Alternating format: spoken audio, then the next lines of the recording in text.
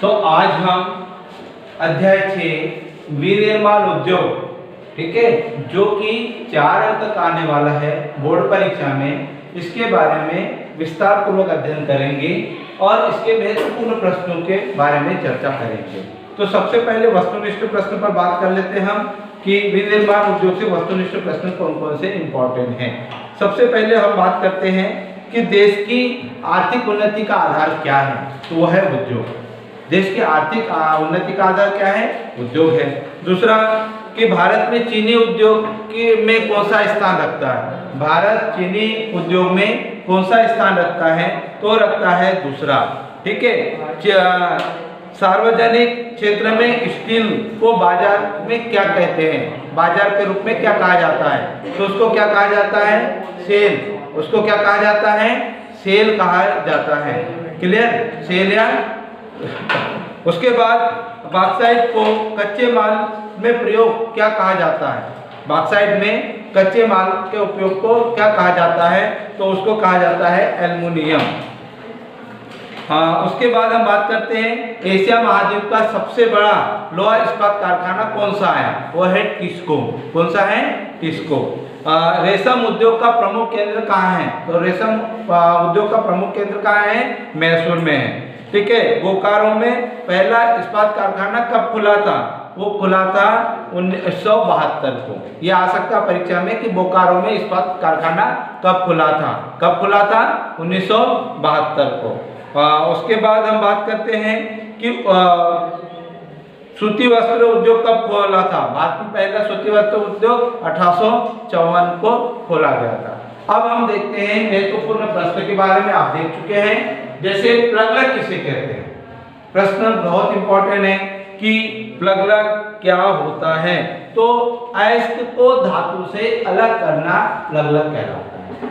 Plug लग किसे कहते हैं? अयस्क को धातु से अलग करना प्लग लग कहलाता है। आधारभूत उद्योग किसे कहते हैं?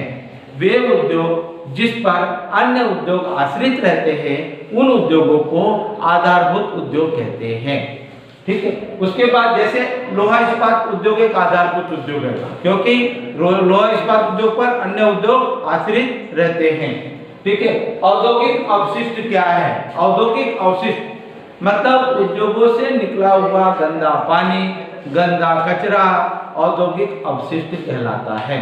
उद्योगों से निकला हुआ गंदा पानी क्या कहलाता है? औद्योगिक अवशिष्ट कहलाता है, ठीक है। विनिर्माण किसे कहते हैं? विनिर्माण यानी उद्योग, ऐसा स्थान जहां पर नवीन वस्तु का निर्माण किया जाता है। विनिर्माण कच्ची वस्तु से नवीन वस्तु का निर्माण किया जाता है, उसे हम विनिर्माण कहते हैं।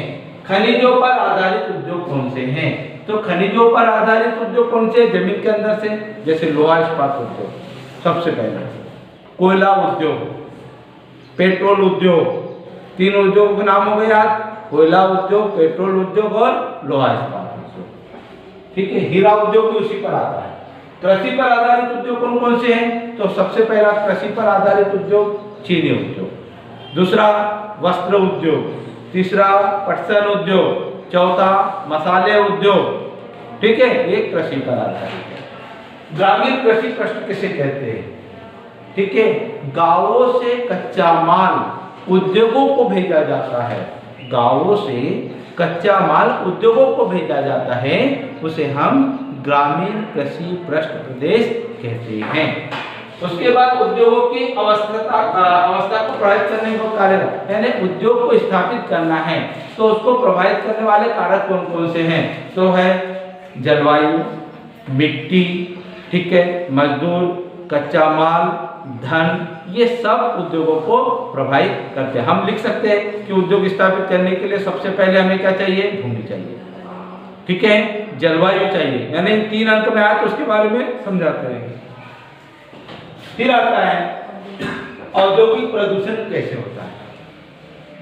भाई औद्योगिक प्रदूषण कैसे होता है? तो लिखेंगे उद्योगों से होने वाले प्रदूषण को औद्योगिक प्रदूषण कहते हैं। उद्योगों से होने वाले प्रदूषण को औद्योगिक प्रदूषण कहते हैं। अब कैसे होता है? उद्योगों से जल प्रदूषण होता है, वायु प्रदूषण होता है, ध्वनि प्रदूषण होता है। इसके बारे में हम दो लिख देंगे कि गंदा जल उद्योगों से निकलता है तो जल प्रदूषण होता है, गंदी वायु उद्योगों से निकलती है, धुआं निकलता है तो वायु प्रदूषण होता है।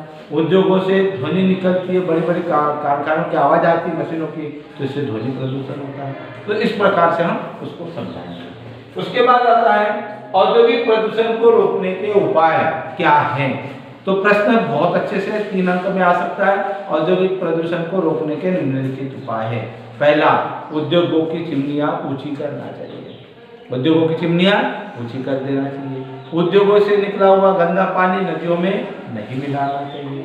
तीसरा, उद्योगों को शहर से बाहर बसाना चाहिए। ठीक है, उद्योगों को सरकार द्वारा अनुमति कम देना चाहिए। ठीक है, उद्योगों के आसपास क्या लगाना चाहिए, पेड़ पौधे लगा देना चाहिए। इस प्रकार से आज हमने औद्योगिक प्रदूषण के बारे में पढ़ा। पर्यावरण निम्नीकरण किसे कहते हैं? पर्यावरण को हानि पहुंचाना, प्रदूषित करना पर्यावरण निम्नीकरण कहलाता है। तो इस प्रकार से हमने ये देख रहे हो आपने महत्वपूर्ण प्रश्नों का अध्ययन किया।